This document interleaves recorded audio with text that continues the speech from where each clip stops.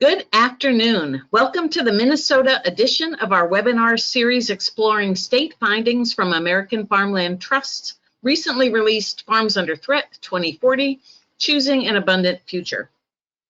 Before we get started, let me run through some quick logistics, and you can see here our agenda for the next hour.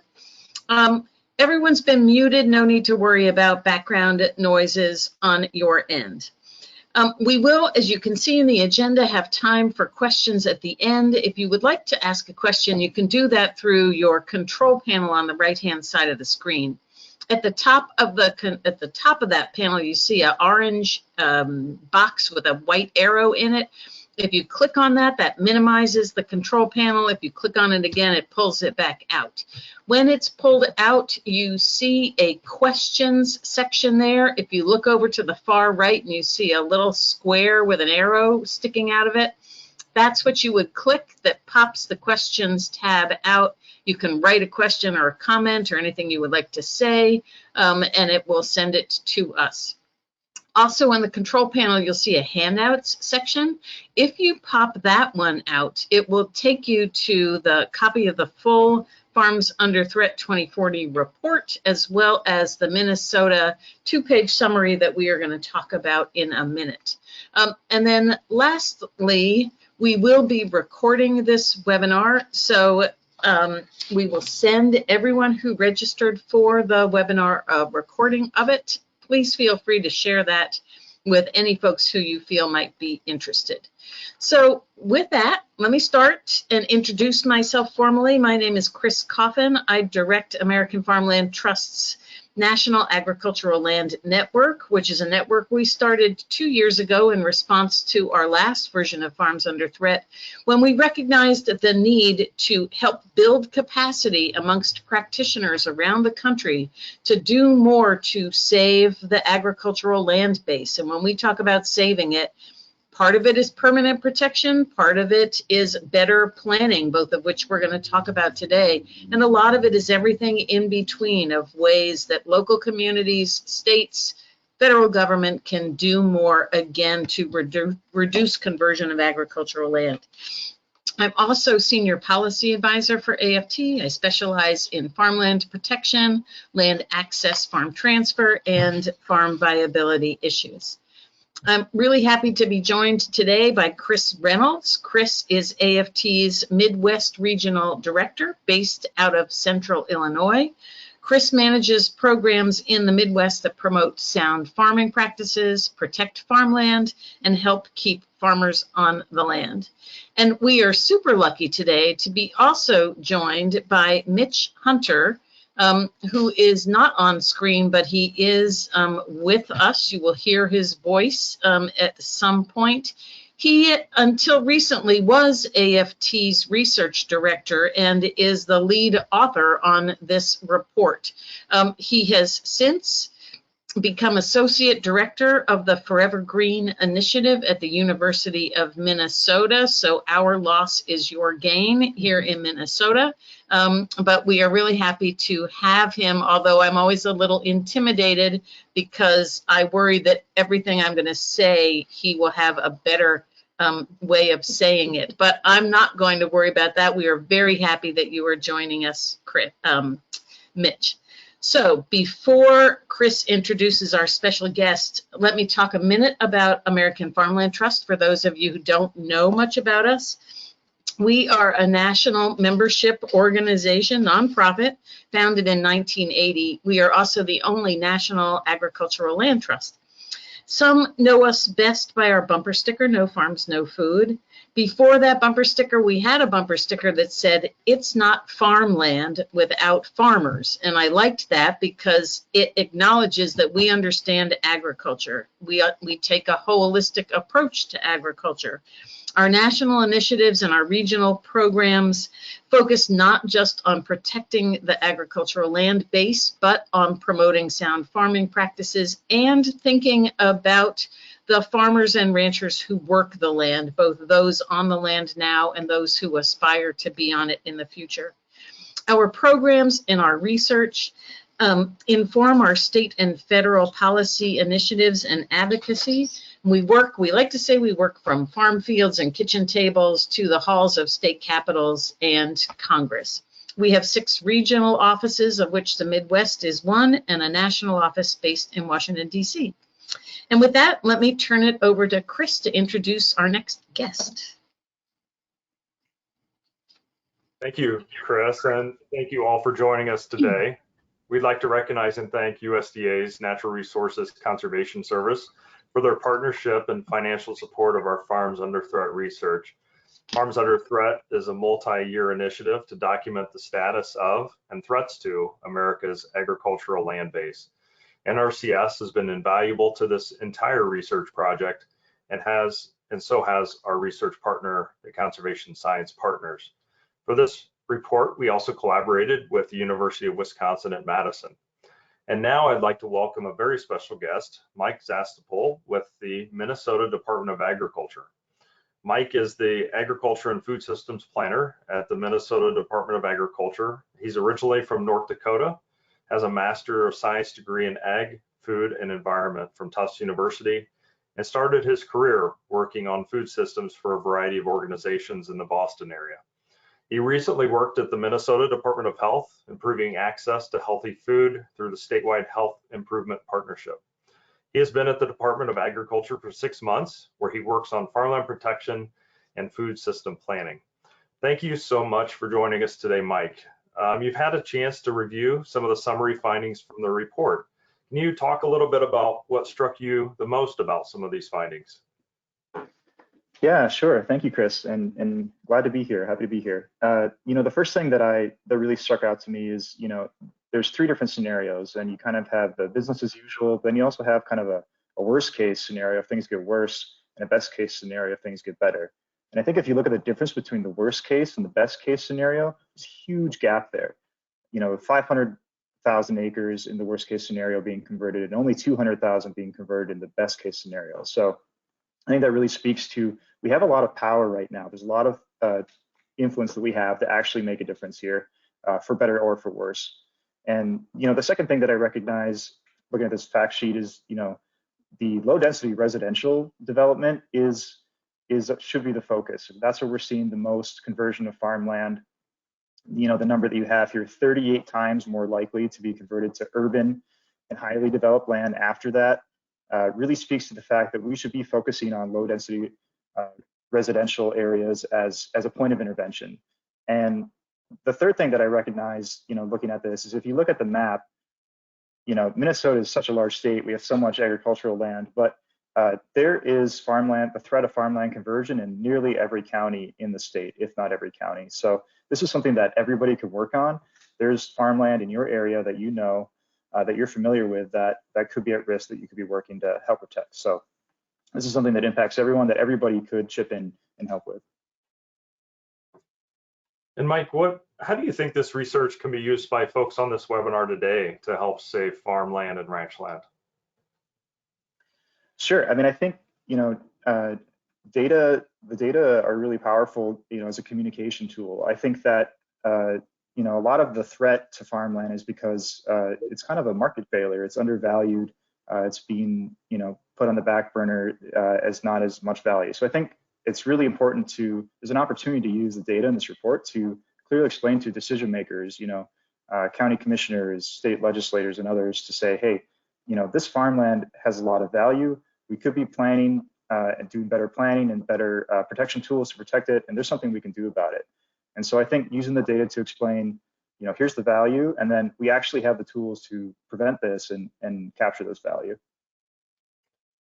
And Mike, what steps would you like to see state or local governments or even the federal government take to reduce the conversion of farmland? Sure, yeah. So I think the first thing is really to use the data here, use the mapping tools that American Farmland Trust offers to play out these scenarios in your local area. To see, how does this affect agricultural conversion? How would that affect our tax base if we have sprawl? Sprawl is expensive to maintain as a local government. So I think starting there with just assessing your own situation, I think the next step is, to think about, do you have a plan? Do you have a comprehensive plan or some other plan for agriculture? And if you don't, that's a great place to start, is just to put together an initial plan. And I can certainly help with that. There are others that can help with that as well. At the state level, we're looking into exploring new tools. We're definitely looking into purchase of agricultural conservation easements. Is something that maybe we could support more. Trying to be innovative and say, hey, what have we done in the past? What are new things we could do in the future? Smart solar siting is another example of that I would encourage other states to look into and pursue. And finally, I would, at the federal government level, I would encourage more investment in farmland protection. I think, there's current legislation pending to put more money into the ASEP program that NRCS offers. That's a really great program. I think that when local governments can see that there's a federal match, there's federal support for farmland protection, that really encourages them and puts it from an idea into action and makes it possible. So yeah, that's what I would hope to see. Thanks so much, Mike. And I think we're going to hear more about some of the things you mentioned here later in the webinar. So I'll send it back to you, Chris. Thanks. Great. Thanks. Thank you, Chris. Thank you, Mike. And Mike's going to stay with us and be available at the end, right, Mike? So that if folks have questions for you, and again, for those listening, anytime you have questions, please do put them into the chat. With that, we are going to turn our web cameras off so that the slide deck comes up at full screen so that you can see the charts better. And then when we get into the web app, you'll be able to see the maps better. So let me start in on talking about farms under threat. The first two Farms Under Threat reports, Farms Under Threat State of America's Farmland, released in 2018, and then Farms Under Threat State of the States, which we released in 2020, mapped past conversion of agricultural land, looking first from 1992 to 2012, and then from 2001 to 2016. In this report, we're looking forward. We're using past conversion data to model and predict future conversion of farm and ranch land out to 2040. So we started with the data from our State of the States analysis, that's 2001 to 2016, and that analysis mapped conversion of land to two different types, which we're going to take a minute to talk about. Urban and high density development or low density residential development. And here you see it's a bit of a continuum. Urban and highly developed land is the traditional culprit and what we think about when we think about farmland conversion. It includes, excuse me, residential, industrial, and commercial areas typically found on the outskirts around cities and towns. It does include rural industrial sites such as oil and gas infrastructure and solar development. Anything that can be identified by satellite remote sensing is being built up. Low density residential development has become a more pervasive culprit in farmland conversion. AFT worked with conservation science partners to pioneer an approach to map and quantify the impacts of this type of development on the agricultural land base. So these low density residential areas range from lower density subdivisions to larger farmettes and ranchettes. This kind of scattered large lot housing fragments the agricultural land base and makes production harder for the farms and ranches that remain. It's important to note that some agriculture can be found on low density residential land, and in fact that smaller farm parcels, especially those that are around urban centers, can be sustainable and quite profitable. However, our research has found that once land has been converted to low density residential land use, it is far more likely to be further converted to urban and highly developed land. So starting with this historical data, we projected into the future with a business as usual scenario. Basically, we made a straight line projection using the same annual conversion rate as what we documented in 2001 to 2016. We adjusted the model to account for projected population growth or decline. Building off that business as usual scenario, we developed two alternative scenarios, which we'll get to in a minute. In each of the three scenarios, we also mapped the coastal flooding risk that is projected by sea level rise. Once we had the projection of conversion and flooding risk, we quantified the effects of these scenarios in two different ways. First, on the type of agricultural land that is likely to be converted, so whether it's cropland or pasture or woodland, as well as on the quality of the land. And for that, we used the Productivity, Versatility, and Resiliency Index that we created in the State of the States report. And we'll talk about that in a minute. As with any modeling exercise, there are some caveats. Most importantly, we were not able to account for local zoning. That's because land use regulations are inherently local and there's no national database of them. So this means that our maps represent the general pattern and the rough amount of conversion that is likely based on those conversion patterns from 2001 to 2016. They do not reflect what may be allowed or prohibited on the ground through local land use regulations. Our modeling also does not include the impact of water scarcity and the potential fallowing of land because of water scarcity. Mapping this impact involves a complex interplay of a lot of variables and was beyond the scope of our analysis. You'll see in the web app, though, that we did include a data overlay from World Resource Institute's Aqueduct, which offers some projections about water availability in the future. So here are the three scenarios we modeled. First, business as usual. Again, that is a straight line projection, taking that 2001 to 2016 data and projecting it out to 2040. The second scenario, and that's what Mike referenced as worst case, is what we call runaway sprawl. So this envisions a scenario where particularly that low density residential development sprawl gets worse, which we know is possible because of high housing costs in urban areas that are driving people to go further out of town, and the opportunity for remote work that is only likely to be expanded as rural broadband continues to improve. Some parts of the country may already be on this runaway sprawl trajectory. Lastly, we modeled the future we hope for, better built cities. This scenario envisions successful efforts to reduce the footprint of residential, commercial, and industrial development on productive ag land. While the scenario still results in the conversion of some farm and ranch land, it envisions a future with vibrant, compact cities and towns and abundant farm and ranch land to meet the needs of the future. So a quick look at the assumptions that went into the three scenarios. So you see here business as usual. Again, that was historic rate of conversion and adjusted for population growth. That adjustment on population growth was limited to the urban and highly developed land conversion because we know there is a strong correlation between population growth and the growth of urban and highly developed land. In runaway sprawl, we kept that same rate of conversion, but we expanded the likelihood of low density residential conversion by making it 50% higher. And conversely, for the better built cities, we took that historic rate of conversion and we adjusted it downwards by 25%. Again, that was based on evidence that cities can, in fact, cities and smaller communities can grow more compactly, and 25% is an achievable number.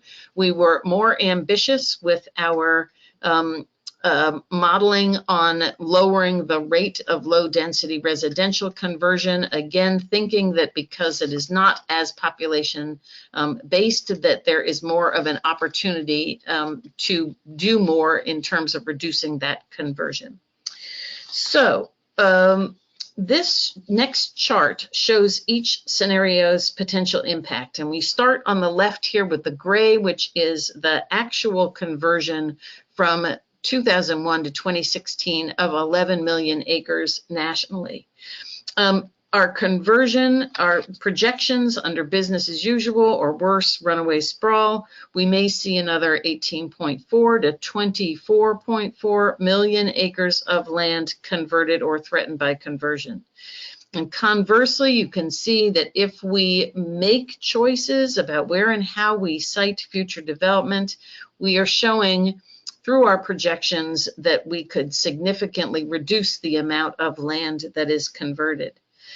So you might be thinking here, you see this 11 million acres under better built cities. Is that really the best case scenario?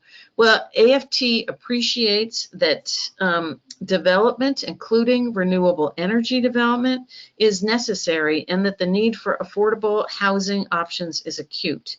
While it may be possible for cities and towns to be even more compact in their growth, and we certainly hope they can be, we chose what we believed to be a realistic scenario.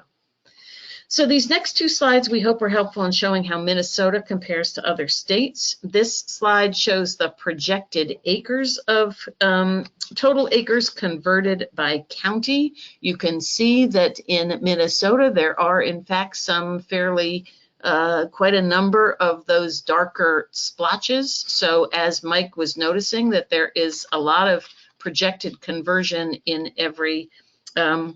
most every county in the state. This next slide compares the percent of agricultural land in each county that's projected for development. And again, you see that in terms of Minnesota, the counties shift a little bit, but again, there are quite a number of counties that are affected by conversion. And we will, when we get into the web app, we will be talking a little bit more about that. Another key finding relates to the impacts on our very best agricultural land. For previous reports, AFT created the first ever index of agricultural land quality that looked at the productivity, versatility, and resiliency of land, or its PVR values. Land over a certain PVR threshold we consider to be nationally significant land, or land which is best suited for long-term cultivation and food production. While this land is concentrated in certain parts of the country, and it is certainly concentrated in the southern half of Minnesota, every state has some nationally significant land. What we find in our future projections is the conversion of this land is likely to be higher than conversion of all agricultural land, likely because, for the same reason that it's highly productive, it's flat, it's well drained, it's relatively free of rocks, it is also easily developed. The loss of this land is especially concerning. This is land that can produce the highest yields of crops and livestock with the least environmental impacts. Our modeling showed that nearly half of the projected conversion from 2016 to 2040 will occur on this land, even though it represents only 30% of the country's agricultural land base. The more nationally significant land converted, the more reliant we become on marginal land for food production. To put this potential loss of 9 million acres of nationally significant land in perspective, the total acreage of land in the US devoted to fruit, nut, and vegetable production is just 10.4 million acres. And with that, I'm now going to turn it over to Chris to talk through these next two slides. Thanks, Chris. So one of the other threats we are highlighting with this report is the threat that solar development poses to agricultural land. And to be clear, American Farmland Trust supports renewable energy development. However, we think it's essential that we plan carefully so that our most productive, versatile, and resilient land is not compromised. We also think it's possible for agriculture and solar to coexist in mutually beneficial ways. This map shows the projected acres of utility-scale solar voltaics energy generation facilities by state by the year 2040. This data comes from the decarbonization and electrification scenario of the U.S. Department of Energy's Solar Future Study. That study estimates that there will need to be 7.4 million acres of utility-scale solar in place by 2040 to meet the Biden administration's energy goal. This next map shows the percent of undeveloped land projected to be used for solar development based on that same Department of Energy Solar Future Study. We did model conversion of land to solar development, but did not include that data layer in this report because of some of the issues with the data. There is some information about the solar modeling results in the solar technical paper that is available through the Farmland Information Center. We will also be releasing a solar white paper later this year. The most important findings were that 83% of the projected solar development by 2040 will be sited on agricultural land, and nearly half of the projected solar will be sited on nationally significant land. We're now going to dive into the data available for Minnesota on the interactive website. And for this, we're going to be joined by our colleague, Beth Frazier, who will be our navigator. Thank you, Beth. I'll turn it back over to you, Chris. Great. Thank you so much, Chris. So when you get to the web app, and Beth is going to put a link to that in the chat at some point, you will be met with this handy overview. Again, it shows what we did, what we found, and it's really sort of a quick summary of what you can find in this web platform. To get out of there, you just click on that little arrow at the top, it takes you into the maps. But let's talk for a minute on this upper right-hand side of the screen about other things that you can find up here. That About one brings that trusty little overview right back. Next to it up there, you see a how-to tab. That will take you to a 5-minute video that explains how to use the various data layers in the scenarios. Next to it, the View Report tab takes you to our Farmland Information Center. There you can see, which Beth has taken us to, you can see that you have a link to the full report, to the executive summary, to that solar technical report that Chris just mentioned, to the data request form, and to the prior State of the States report. So it's a very useful and handy place to go. We are also making our geospatial data layers available to the public. So that request data tab up there in the upper right-hand side takes you to this form. Again, you can just click through that, give us your information, and we will be back in touch to talk about the data layers. So now with that, Beth is going to take us on into Minnesota. So what you do when you're here is that you click on the state, and what comes up below is the projected conversions for both the state. You see down here below, on the left-hand side, it's Minnesota data. And on the right-hand side, it's, oh, I'm not even going to pronounce the name of that county, my friends. But you get county level data on the right-hand side. And this, again, is one of what we think is a very useful part of this report, is the fact is that there is so much county level information to be had through it, so that we hope that this will be very helpful for county level planning purposes. So let's talk a minute about what is available through here. We see in Minnesota, you see the overall projections on the scenarios in the business as usual. It's split up again on the left-hand side with the darker red or rust, which is that urban and highly developed land projection, and on the right is the low density residential development. Again, you can see in the worst case scenario, a runaway sprawl, it's over 500,000 acres of potential conversion. And much of that for the state as a whole is that low density residential land use.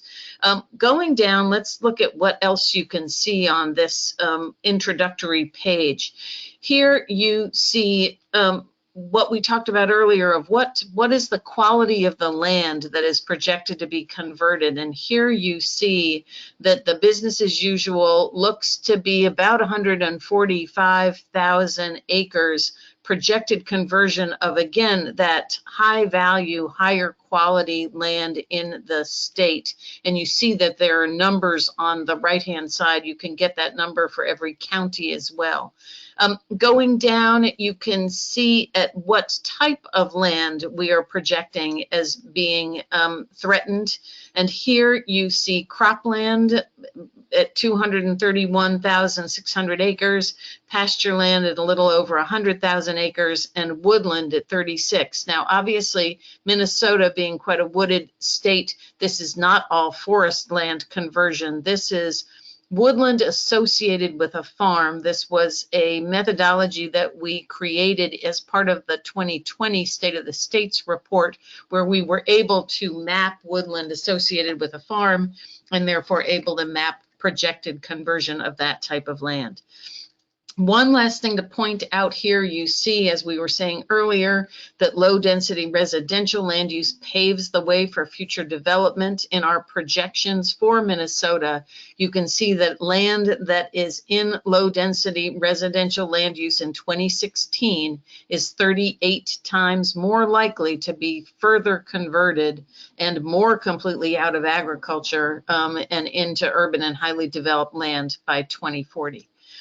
Let's take a minute before we go to the maps to just look at this downloadable report for Minnesota. You click on that little blue button. It takes you to this easily printed, easily downloaded informational two-pager, which we hope everybody will use to share and educate policymakers, county officials, you name it. We think that this will come in handy. And one point to make about it is that here you see not just what we are projecting in the business as usual, but what the potential impact of that loss can be on agriculture. So that loss of 369,500 acres of farmland is the equivalent of losing 1,800 farms or 253 million in farm output, and could cause the loss of 4,700 jobs associated with agriculture in the state. All those numbers were derived from the 2017 Census of Agriculture. And again, here you see that 58% of the conversion will occur on Minnesota's nationally significant land. And then here we list the 3 counties that are hardest hit in terms of projected conversion. And we are going to look at some of those counties as we go into the web, as we go back into the maps. So with that, I'm going to turn it over to Chris and to Beth to cruise us into a couple of counties to look further at the data. Thank you. And Beth, let's take a little closer look at Stearns County, just west of St. Cloud, as we zoom in. As the report showed earlier, Stearns County was one of the potentially hardest hit counties for farmland conversion. So as we zoom into that area, let's also go up and select a scenario for our screen on the left. Let's take a closer look at what might happen under runaway sprawl. And so you can see those areas in that county and the surrounding areas. The screen on the right, let's select a different scenario. Let's take a closer look at the better built city scenario. And you can see the difference both on the maps and also below as we look at the acre reductions. And as Mike mentioned earlier, you know, some of the significant reductions that we can have under some of that low density residential land. And as we zoom in closer, those colors become more visible between that urban and highly density land and low density residential land. So Beth, let's take another look. If we want to zoom out and look at another county, Scott County, I believe is southwest of Bloomington there. I think this was another county that was highlighted.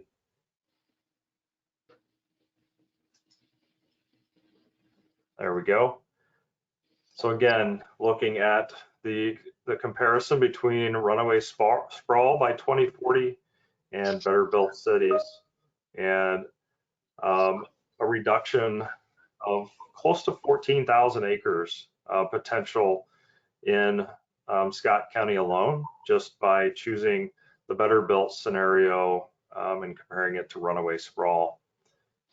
And we might as well go ahead and look at that last county that was listed on the report, Washington County, which is just northeast of St. Paul.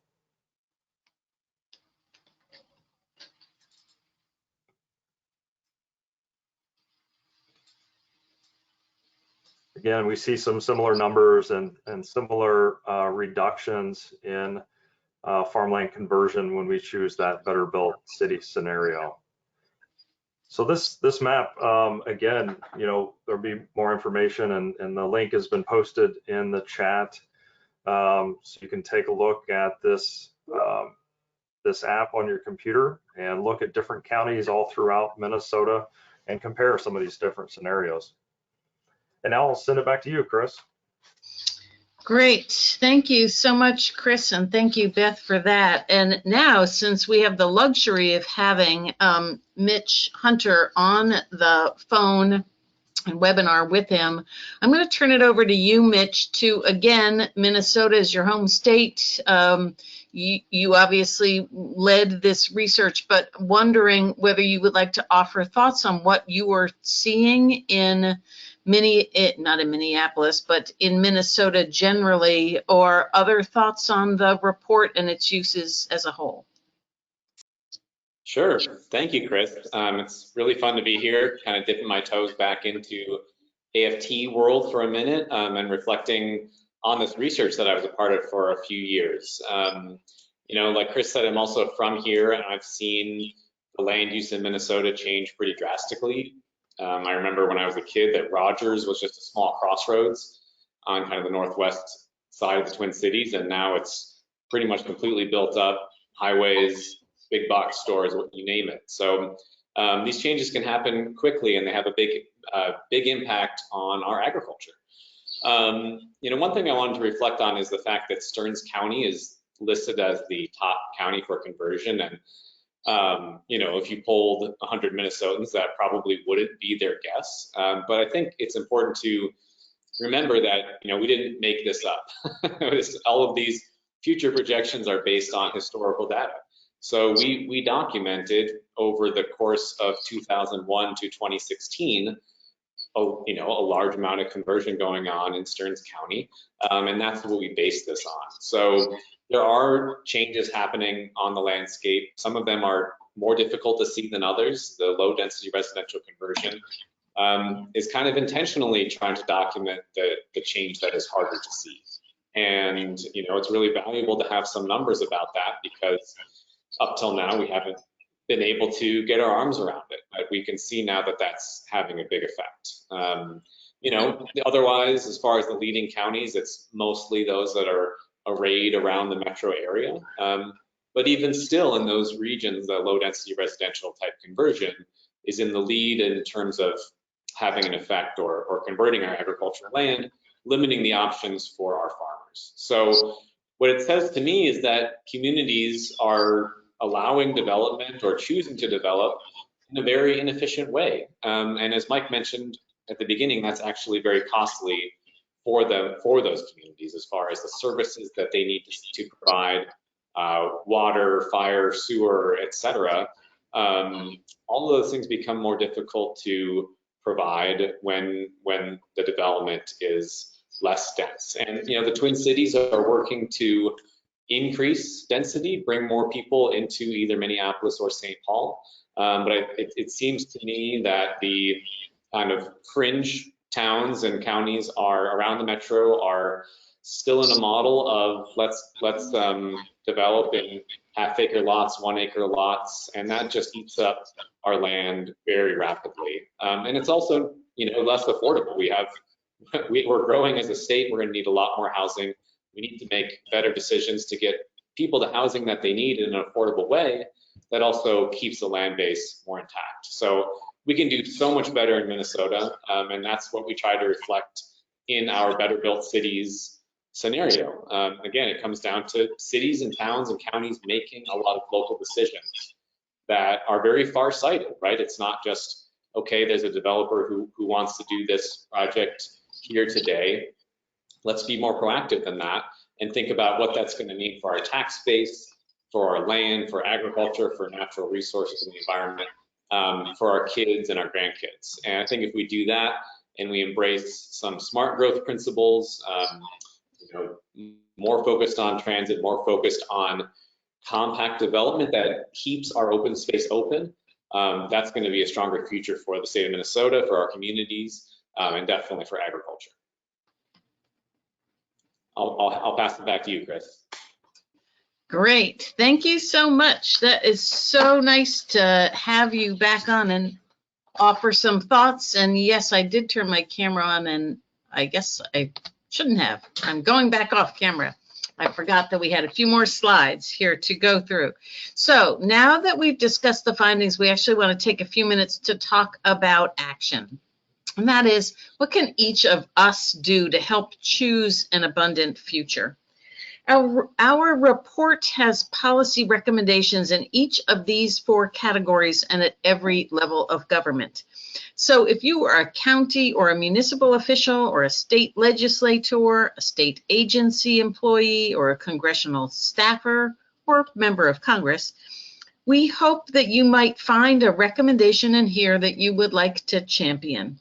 Please let us know if we can provide you with any additional information about any of the policy ideas in the report. If you are a farmer, landowner, community advocate, you work for a conservation or a farm organization, we encourage you to share and discuss these recommendations with your elected and agency representatives and partners.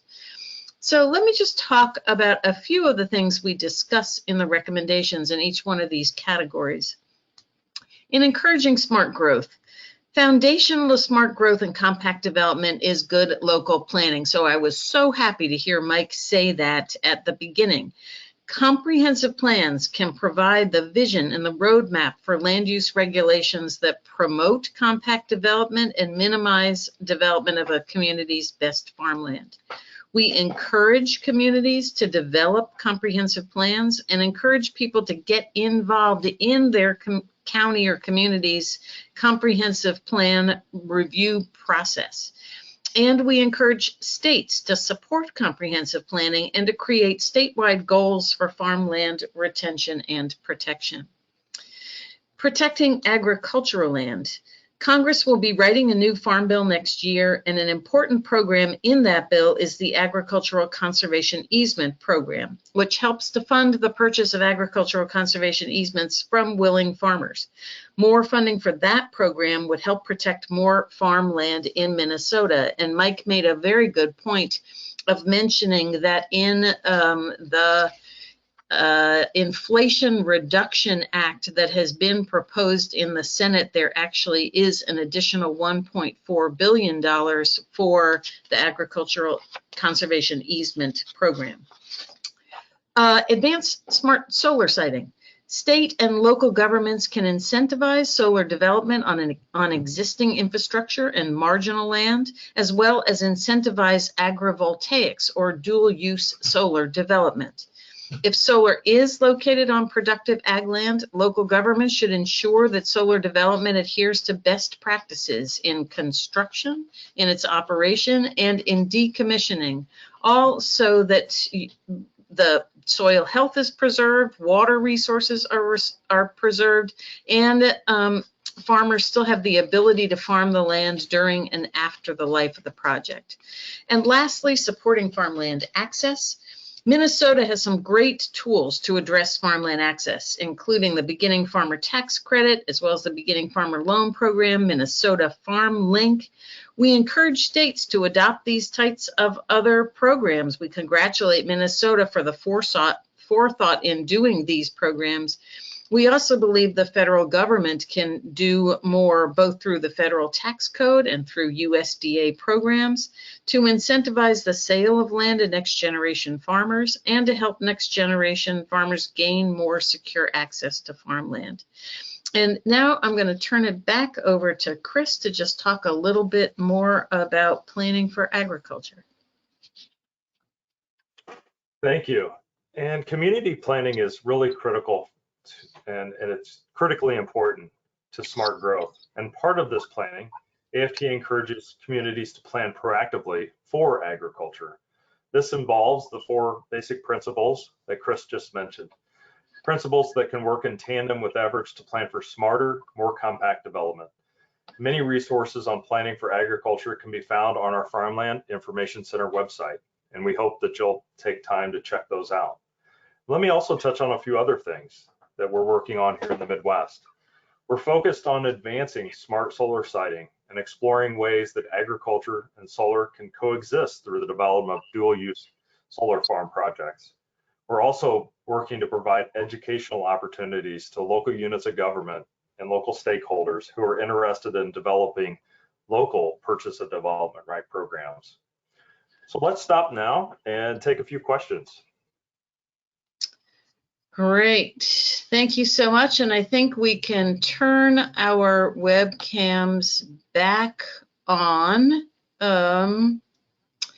We had less of a question than a comment, but I think we could all sort of react to it because I think it's a common comment, which isn't what we really need is many more profitable farms that are able to grow and process all kinds of crops and livestock, produce in functioning local communities, and to get away from thinking about land as real estate. And I think just to respond to that, AFT absolutely understands that farm viability is hugely important, and is one way to help keep a stable agricultural land base.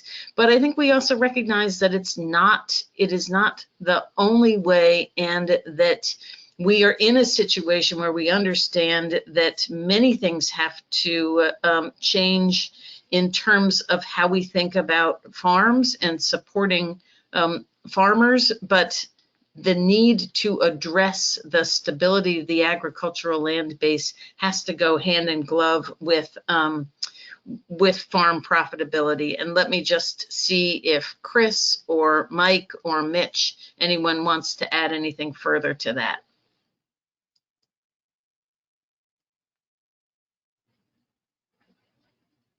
Yeah, I guess I can go. You know, in thinking about a lot of our work here in the Midwest, you know, we're also focused on diversifying, you know, some of our cropping systems here in the Midwest that's typically dominated by a few crops. And, you know, I think we're constantly looking for ways for crop diversification and farm viability to have an impact not only on farmland protection, but also on water quality and on some of our other environmental concerns. Yeah, I would just add, you know, at the Minnesota Department of Agriculture, we have our Agri Grant program, which is definitely kind of one way that we address farm viability. We have grants available for, you know, livestock investment, for doing value added on your farm, for organic certification, a number of things that can you know, add income and increase the profitability of farms. So I think, you know, it's important to think about it holistically. I think that's a really good point. So let me, here's another comment that somebody points out that Minnesota doesn't currently have a purchase of agricultural conservation easement program, but that the state is working on it. And I don't know, Mike, whether you were in a position to be able to say anything more about how the state is thinking about, or how the department anyway is thinking about the value of that. And let me just say, sort of as be giving you time to think about how you want to answer, but also getting to the last point, is that we understand that farms can be very profitable, but the generational transfer and the importance of the ability of a landowner to have a choice and to be able to try and sell that land to a next generation farmer is made a whole lot easier if you have a program like a purchase of agricultural conservation easement program. We know that that's one of the big values of it, is that it's helping to facilitate the transfer both within a family and particularly to folks outside of the family. So we see these types of programs as important tools in land access. So I'm just curious if you can say anything more about what the department is thinking about the potential for such a program in the state. Yeah, you know, I would start by saying, you know, Minnesota is one of several Midwestern states that has a corporate farm law, which is just a way of preventing, corporations from buying up farmland. It's really to promote family. The family farm is like the preferred unit of and way of farming, and so that makes it difficult for traditional land trusts or nonprofits to own and operate farmland in Minnesota. However, it doesn't affect county or government entities at all. Sorry. And so Dakota County actually has had a successful purchase of agricultural conservation easement or PACE program for quite a while. They have protected about 7,000 or 8,000 acres of farmland in Dakota County. I think that that's up to, I think at the state, we're exploring how can we support that at the state level, or just offer more technical assistance or perhaps funding. But at this point, it's important to think of it as just one tool. There are so many tools that we can use to protect farmland. And so looking into that just to expand our toolbox, but there are so many other ways that we can do it through smart planning and other things that we already have available to us. Great, thank you. That's very helpful. So we have another question, which is, I know farmers who complain bitterly about 1301 exchanges or like-kind exchanges, driving up the cost of land in their neighborhood. Do 1301 exchanges also accelerate development? I can offer a thought on that, but let me stop and see if anybody else would like to take a stab at this. And Mitch, you are welcome to take a stab at it as well. But Chris, Mike, Mitch, any thoughts on this?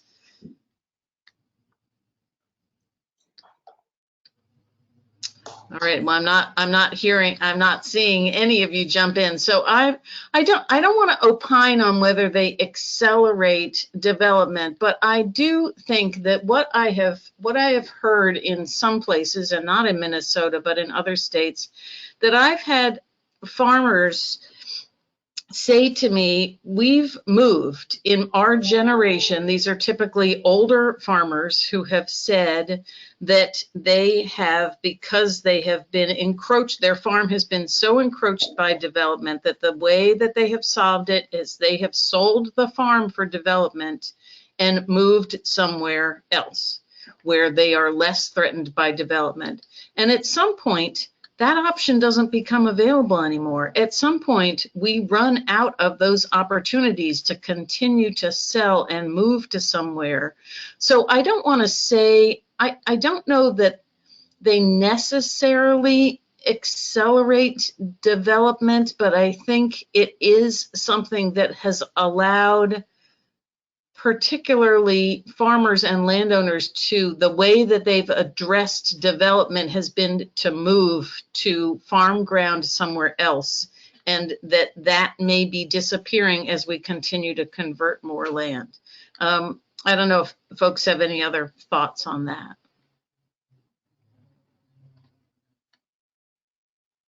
And if not, I think I would just say again, because I do work on policy at both the state and federal level, and I do think that it sort of raises the broader question of, should we be looking more at tax policy as a way both of encouraging more compact development? We know that there are many ways, and in fact the report goes into some recommendations about how state and federal tax policy could be changed to encourage and incentivize more compact development. And in the same way, we feel that the federal tax code can do more on the agricultural side to incentivize transfer of land to next generation producers. So that's my thought on taxes.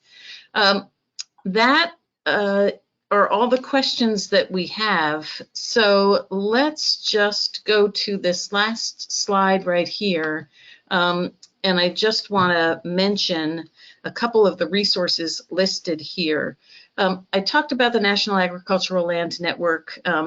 We hope that everybody who is on this call will consider joining. Again, it is designed as a peer learning network, and we really want it to be that and have robust participation from all 50 states and folks who are looking for examples from around the country of what works and how to do that. And so you see the URL there. We would welcome anybody to join, and it is free.